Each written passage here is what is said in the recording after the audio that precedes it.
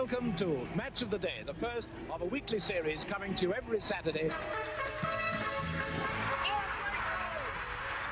Georgie Best has done it again. Stand by, Jimmy. Good evening and welcome to Match of the Day. Look at his face! Just look at his face! Look at that! Oh, look at that! Unbelievable! You can't run here to the kids. Great to absolutely magnificent! It's onto a goal! Good evening and welcome to Worcester City Football Club TV. I'm James Wiles and today we'll be looking at and discussing previous goals and gains from the FA Cup. At Worcester City have the privilege of playing and winning, might I add. I'm currently joined by James Preston and Mark Anthony Games, who both have a background in football, which will make for an interesting discussion. How are you guys today? Good. Very well. Great to hear. So tell us about your background in football. I've been a coach for 15 years. Love the game, played it as well, not to a very high standard, but I like, my passion is developing the next players, really, the ones who will go on and help Worcester have success in the future. That's great. And you, Dash? Well, like Mark, I'm a qualified FA coach. Have previous experience with quite a good level of football. I've been studying it for 2 or 3 years at university now, doing sport and exercise psychology, so I've got quite a good grounding in the area of football. Sounds like you two know what you're doing. Let's get started. Here's the game against Coventry City, one of Worcester City's biggest wins in a long time, sending them through to the next round of the FA Cup.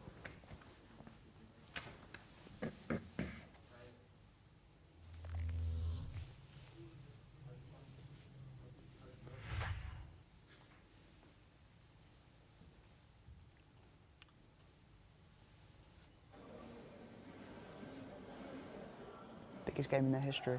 Definitely. Some could argue with the Liverpool game in the 40s, but definitely the biggest turnout I think they've ever had. You know, I didn't think there was this many Worcester City fans. I think this is a new generation coming through. I mean, people may mention Liverpool games, but I think the success they've had recently, and obviously Sam Geddes' goal going viral, has got a whole new generation on board. So I think this is a modern Worcester City, and this is a success they can build their future upon, I think. Ignoring what has happened previously with Liverpool, etc. This is what counts. It's really good for the club. I mean, the past couple of years they've struggled financially. It's really put them on the map the past couple of weeks.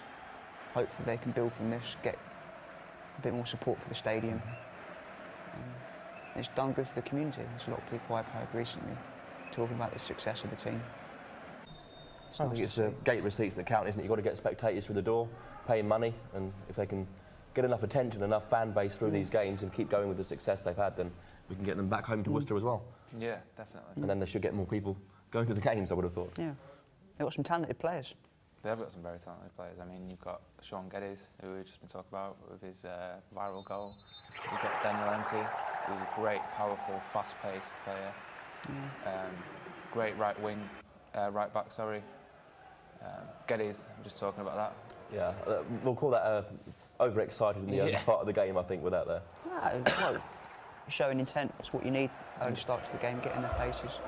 Here's Geddes again on the ball. Just a beautiful little chip, you know, he just knows exactly where they are, exactly where they're going to be. He's got a great understanding of the game and what's happening around him, which I think is what makes him so exciting.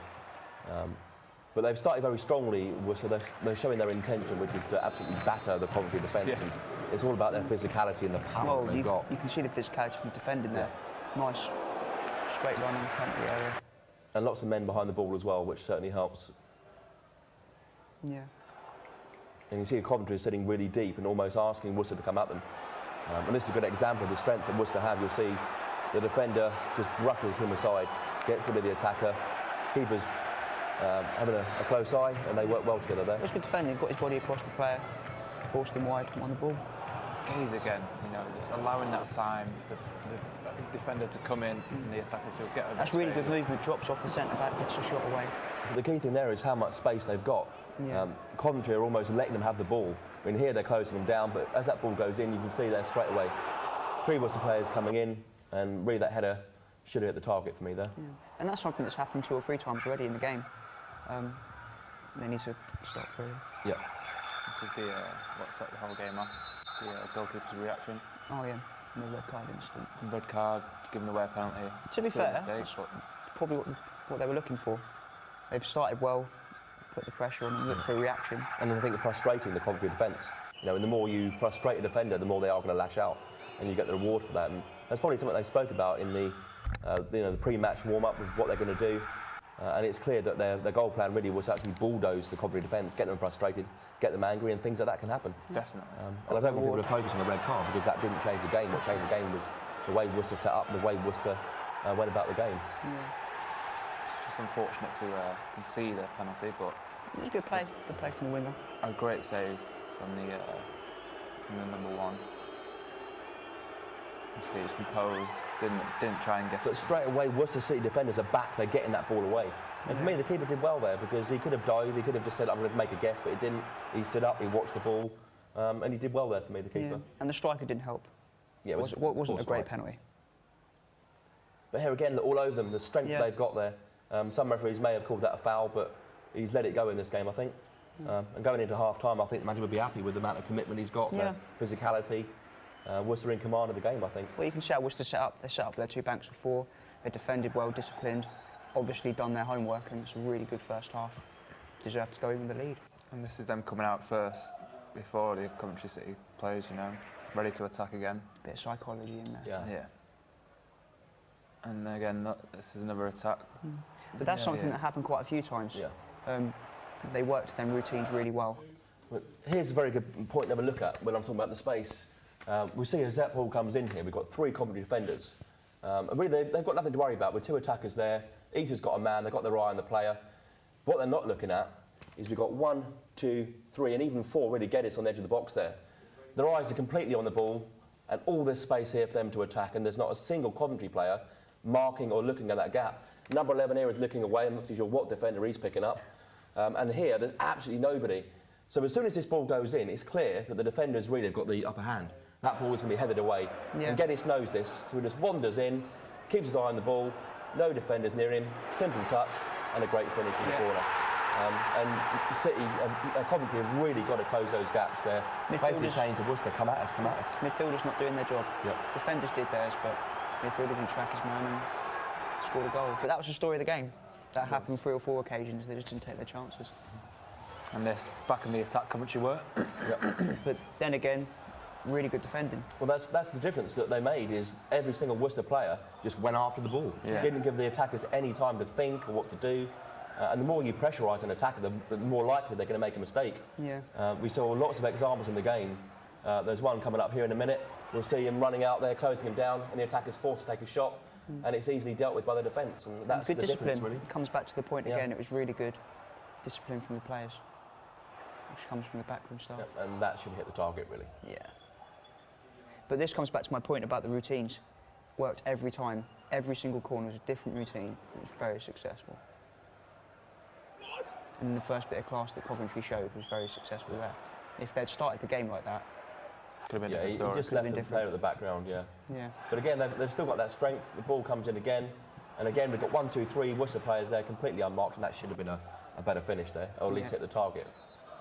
But here we see the tiredness and the fatigue kick in a little bit. Yeah. Worcester flat-footed, and this is starting to show what unfortunately is going to happen, which is the goal being conceded. Yeah. And if we go on from the previous clip, we see them being flat-footed again. Defenders are slow to react, and it's a good finish to be fair. Yeah, from it's the Coventry good striker. movement, but coming back to your point, the defender was flat-footed. Didn't do his job properly. It's understandable playing at this Yeah. pace and for that long.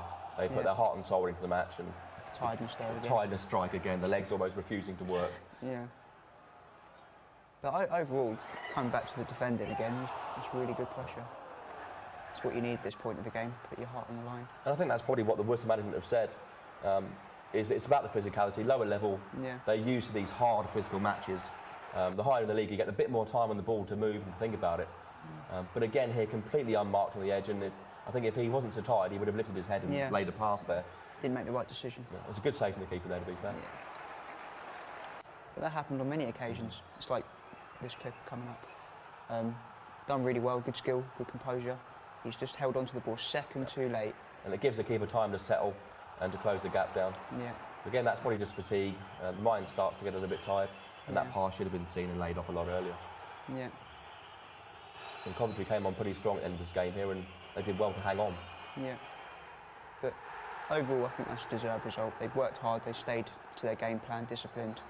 2 banks of 4, like you said, used their physicality, got in Coventry's faces, and a couple of really good standout performances. And again, Sam Geddes, I think he's the man that they need to keep fit and keep on the pitch.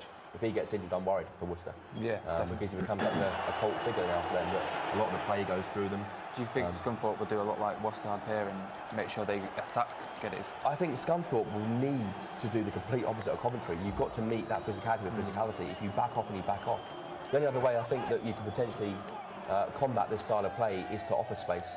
But if you're going to offer space, you've got to have that bank, as you said, sorted out. Invite them on and then hit them on the counter-attack. Yeah. And that's what they need to be careful of. Because at the end of that game, there was a lot of chances for Coventry based on the fact that they had that chance to counter-attack. So I think you've got to be careful of that physicality. But I think if they play the way they've done there against Scunthorpe, they should have a great chance of the game. Yeah. They come back to your point of the idea of physicality. That's what got them in the game. You know, they could have turned up at the beginning of the game and said, right, OK, we're going to test it out for 5-10 minutes, but they didn't. Yep. Got in their faces, made some chances and really put Coventry on the back foot, and that worked to their advantage in this game.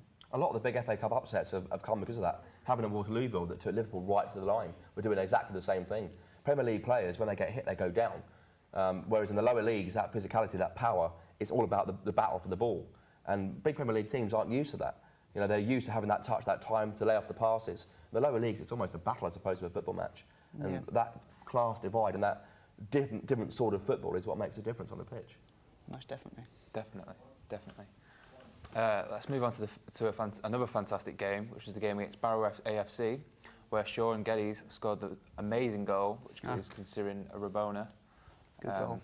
Very good goal. We'll watch this now. I think the important thing to focus on here is not necessarily the finish, it's that touch we just saw there. The composure to bring that ball down, to do a drag back, turn, create space, and finish like that is just sublime. And the defender wasn't even giving him space, he was right on him. It's amazing composure. Especially at that point in the game. You've been playing for 60, 65 minutes, tired, fatigued, and even the pass, that's a fantastic pass to pick him out there. And that little bit of composure, that bit of class, that's what gets you to high league football. Yeah, it's one of the hardest things to coach is that composure. It's so easy to panic. I mean, even a lot of Premier League footballers tend to, when they see the goal and got the ball, they have a strike. But for him there to go, I've got to lose my defender, there's a little flick back, there's a drag, and how about that for a finish? It's just absolutely sublime. Yeah. And if they can hold on to him, they'll do well. And it's early. That's what catches the keeper off of guard. It's early, it's quick. That quick decision to make that chance. I mean, you can't even blame the defenders there. They did pretty much all they could. It's just a bit of class from that player there. But he's been doing that all season. He's scored some fantastic free kicks, and he's really making a name for himself in lower league football. So keep him fit, and we've got a chance of having a good cup run. Definitely. Well, I'm afraid that's all we've got time for today. Here on Worcester City FC TV. Thank you very much for being here, Mark and James. And hopefully Worcester will go on and get the next FA Cup win. Yeah. Look forward to seeing Worcester City next FA Cup against Scunthorpe and hoping that they can pull off another big win. We'll see you next time.